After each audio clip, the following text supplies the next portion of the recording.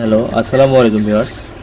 আপনারা যারা বাসা বাড়িতে বা খামারে লেয়ার মুরগি পালন করে থাকেন, যাদের যারা নতুন খামারে যারা জানেন না যে কীভাবে বা কতদিনে ভ্যাকসিন করতে হয় এবং খাঁচায় তোলার আগ পর্যন্ত কয়টা ভ্যাকসিন করতে হবে সেই সম্পর্কে আজকে আলোচনা করব। আপনারা বোর্ডিং শেষে 7 দিন বয়সে আপনারা G+ND ইনজেকশন বা রানীক্ষেত প্লাস গাম্বুরা ভ্যাকসিন করবেন। এটি ইনজেকশনের মাধ্যমে দিতে হবে এবং 11 দিনে যেয়ে গাম্বুরা ভ্যাকসিন করতে হবে পানিতে, এবং 18 দিনে গাম্বুরা ভ্যাকসিন করতে হবে। 28 দিনে যায় ব্লাড ফ্লু এটি খুব মারাত্মক একটি রোগ। এটি যদি আপনার মুরগির শরীরে প্রবেশ করে তাহলে মুরগিকে কোনো ধরনের চিকিৎসা দ্বারা বাঁচানো সম্ভব হয় না। সেই জন্য অবশ্যই ব্লাড ফ্লু ভ্যাকসিন করতে হবে।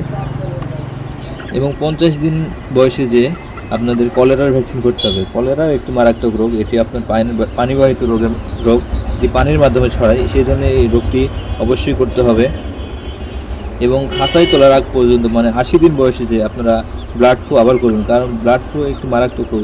এই রোগের চিকিৎসা অনেক ব্যয়বহুল, সেই জন্য অবশ্যই আপনাদেরকে এই ভ্যাকসিনটি করতে হবে।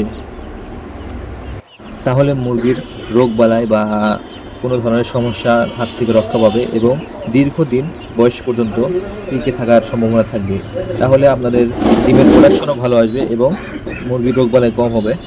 তাহলে আপনারা লেয়ার মুরগির খামার করে অধিক লাভবান হতে পারবেন।